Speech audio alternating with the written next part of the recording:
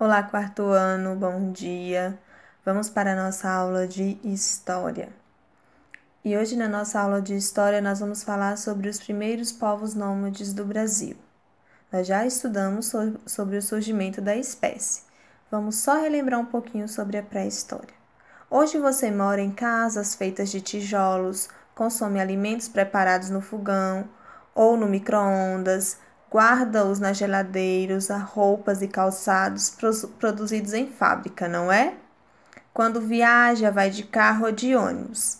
Será que você já deve ter parado para pensar em como será que viviam os primeiros homens, os primeiros habitantes? Que transformações eles passaram? Vamos conhecer um pouquinho sobre os grupos nômades, aqueles que não têm moradia fixa. Os primeiros grupos nômades que estabeleceram por estas terras, eles eram em geral caçadores e coletores, ou seja, eles se deslocavam frequentemente em busca de alimentos e de melhores condições de caça e de sobrevivência também. Eles viviam em cavernas e conviviam com os animais, certo? As cavernas eram os abrigos sobre rochas ou em topos de colunas. Eram as casas deles. Alguns viviam próximo aos rios ou ao litoral. Produziam ferramentas de pedra e realizavam registros nas rochas. Nós já vimos, né? As pinturas rupestres. Pois é. Esses primeiros grupos humanos eram chamados de grupos nômades. Só que com o tempo, alguns grupos foram pouco a pouco se tornando sedentários. É o caso dos povos dos sambaquis, que nós também já estudamos, que viveram entre 9.000 e 1.500 anos atrás, né? Os povos sambaquis, o nome já diz, sedentários, né?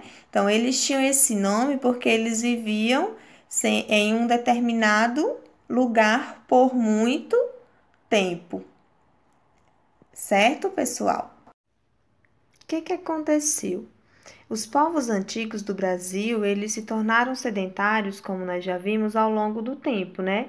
Eles começaram a praticar técnicas da caivora, para construir casas, né? E aí, por isso que eles se tornaram a ser conhecidos como sedentários. O que a gente está trazendo nessa imagem aí? Aí a gente traz do lado direito o turismo. Não sei se vocês lembram quando a gente falou da Serra da Capivara, que é um dos sítios arqueológicos. Então, essa imagem aí, ela representa, né, da Serra da Capivara, que é um dos sítios arqueológicos.